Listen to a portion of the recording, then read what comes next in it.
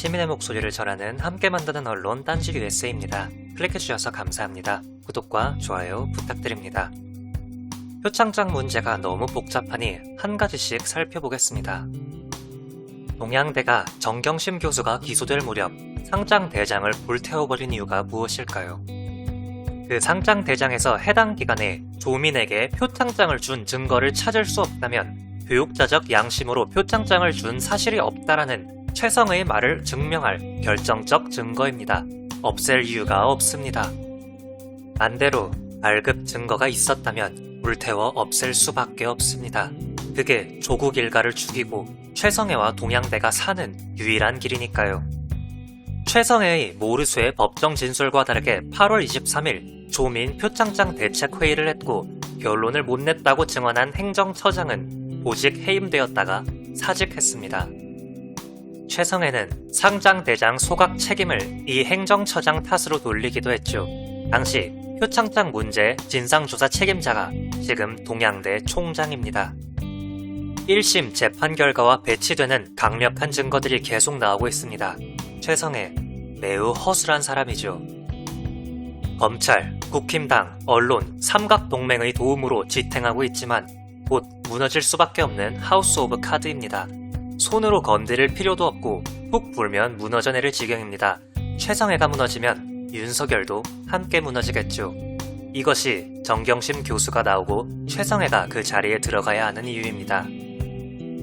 최성애는 교육자적 양심을 들먹이며 표창장이 위조되었다고 윤석열과 자한당의 입맛에 쏙 드는 주장을 했습니다. 이 말로 촉발된 가짜 표창장, 한마디로 정경심 교수는 마녀가 되고 조국 가족은 멸문지화를 겪는 중입니다. 최성애는 어떤 사람일까요? 최성애는 거짓말을 밥 먹듯이 하는 사람이고 진실은 관심 없고 자신의 이익을 위해 죄 없는 사람을 모해하는 사람입니다. 언론 인터뷰에서 거짓말을 하고 정경심 교수가 항의하면 인터뷰한 적 없다고 하고 정정해달라고 부탁하면 그것을 왜곡해서 자한당에 제보하는 비열한 짓을 되풀이하는 뒷골목 양아치 수준입니다. 조국과의 통화 녹취록이 있으며 그가 거짓말을 할 때마다 하나씩 공개하겠다고 큰소리쳤으나 녹취록은 없다며 말을 바꾸었습니다. 언론 인터뷰에서 녹취록이 있다는 보도는 오보라고 주장했으나 녹취록이 있다고 하는 최성애의 말이 공개되었죠. 그의 학력 중 중요한 3개가 가짜였습니다. 조국 사태 이후 그의 학력 논란이 제기되면서 단국대 학사 학위까지 가짜라는 논란이 일었습니다. 결국 4학년 중간에 그만뒀다. 나는 4학년까지 다녔기 때문에 수료했다고 생각했지만 나중에 알고 보니 제적된 상태였다고 끝까지 졸렬한 변명을 늘어놓았습니다. 예일대 가짜 박사 신정아 사건 버금가는 학력 위조 사건입니다. 경력도 허위 기재 의혹이 있습니다. 1990년에서 1993년까지 미국 포트딕스 침례교회에서 부목사로 사역한 것으로 돼 있으나 현지 관련자의 확인 결과 미국 침례교회 교단에 기록이 없습니다. 허위일 가능성이 높습니다. 최성애는 자신의 이익을 위해 조국 가족을 범죄자로 몰았다고 자랑합니다. 최성애의 말입니다. 조국 편을 들다가 자한당에 정권 잡으면 학교 문 닫아야 한다. 그 전부터 내가 어떻게 애들을 요리해갔고 내가 학교를 좀 띄워갔고 재벌들한테 돈을 받나 이런 거를 생각할 때인데 그래서 조국과 세게 붙었다. 해석하면 학교 문 안 닫으려고 조국을 잡는다. 조국을 세게 때려야 학교가 뜨고 그러면 재벌들이 기부해 줄 것이다. 라는 말입니다. 진실과는 아무 상관없고 자신의 이익을 위해 조국 가족을 지옥에 쳐넣었다는 뜻입니다. 거짓말쟁이 최성애에게는 이런 추악한 짓이 교육자적 양심이랍니다. 그래서 학교 관계자에게 자랑스럽게 말하는 것이죠. 자신이 범죄를 부하들에게 자랑하는 정도면 스스로 반성할 가능성은 없습니다. 죄 없는 정경심 교수가 나오고 최성애가 그 자리에 들어가야 하는 이유입니다. 일본의 진주만 기습은 선전포고 없이 전격적으로 이루어졌었습니다. 그러니 태평양 함대의 본거지인 하와이가 기습당할 거라고 예상을 전혀 못한 가운데 일방적으로 두들겨 맞은 미군은 경악, 황당할 수밖에 없었죠. 미군의 상식으로는 이 정도 대규모 공습이 선전포고도 없이 일요일 아침에 감행된다는 건 있을 수 없는 일이었고 또 필리핀 등의 전방이 아닌 후방 깊숙한 곳인 하와이에 떼거지 공습이 올 거라고 예측할 수가 없었죠. 흔히 진주만 공습은 일본이 미 해군에 괴멸적인 타격을 준 사건으로 기억되지만 그 내용을 잘 뜯어보면 꼭 그렇지도 않았습니다. 두 차례의 공습으로 전함, 구축함과 함재기들 등이 대단한 타격을 입은 것 같지만 실제 당시 해군 전력의 핵심이라 할 항모는 마침 훈련을 나가 있어서 죄다 멀쩡했습니다. 그리고 유류 저장고도 피해가 없었고 펄주로도 쓸 수 있었고요. 그 요란한 공습에서 핵심적인 것들은 다 보존된 것이었습니다. 당시 지휘 책임자인 나구모 제독은 3차 공습을 나가자고 부하들이 난리를 하는데도 회군을 명했습니다. 이것도 결정적 실수였죠. 만약 항모가 잡히거나 유류 탱크가 폭발했다면 미 해군은 진짜로 태평양 전체를 일본에게 내줬을 겁니다. 결국 미군은 이후 항공모함들을 중심으로 빠르게 전력을 보강하고 사노해와 미드웨이에서 일본군을 점차 잡아나가 마침내 일본을 패망시키게 됩니다. 갑작스러운 기습에는 이처럼 허점들이 많이 노출되기 마련입니다. 그러니 방자는 카운터어택을 할 기회가 항상 있는 것이죠.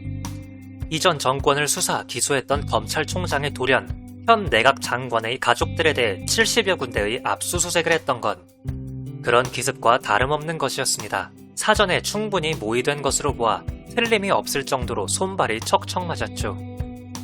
이 작전에서 검찰 특수부가 돌격되었다면 언론은 충실히 물자를 대는 후위 부대와 같았습니다.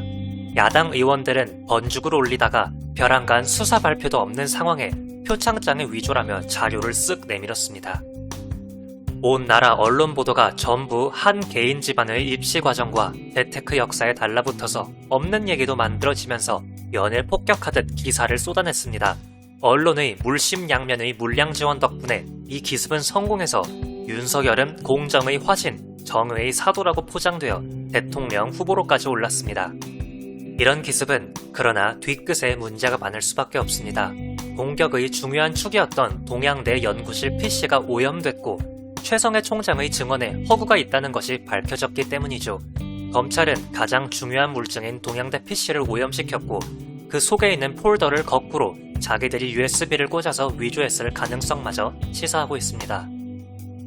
교도소 재소자 집체 교육까지 시키는 대한민국 특수부 검찰이기에 충분히 의심할 수 있는 엄중한 사안입니다. 재판정에서 최 총장이 내가 발급 안 해준 표창장이 나갔다라고 증언을 해서 정 교수 유죄의 유력한 증거가 되었는데 MBC 방송에서 육성 녹음으로 나도 모르게 나간 상장들이 많지 그거 관리 안 되지 당시 대장도 다 소각됐지 뭐야 이렇게 말하는 파일이 공개된 것 역시 치명적입니다. 카운터어택의 중요한 요건들은 하나하나 쌓이고 있습니다. 첫째는 윤석열 검찰이 말도 안 되는 어거지 기소를 했다는 점이며 심하게는 증인과 짜고 치는 범죄 행각을 벌였다는 점에서 경찰 혹은 공수처의 수사 대상이 될 수도 있습니다. 표창장 문제를 처음 제시한 곽상도 의원도 수사 대상임은 당연하죠. 검찰, 야당 의원 간 유착 게이트로 갈 수 있는 사안입니다. 민주당이 특검을 구상해서 범원 유착 곽상도와 불법 기소 윤석열, 위증 최성해를 수사하도록 할 충분한 이유도 구성됩니다. 다른 정치 현안이 많은 가운데 민생에 집중 안 한다는 볼멘 소리가 나올 것입니다. 하지만 한쪽에서는 칼이랑 강목을 들고 뒤에서 몰래 뒤통수를 내지르는 식으로 싸움을 걸은 것입니다. 그 와중에 온통 허점과 거짓들이 한 박스로 노출이 되고 있는데 아무 반격이 없이 넘어가려는지 답답합니다. 최동욱 선생님과 이주혁 원장님의 목소리 전해드렸습니다. 함께 만드는 언론 시민들의 확성기 딴지 USA였습니다. 영상이 유익하셨다면 구독과 좋아요 부탁드립니다. 시청해주셔서 감사합니다.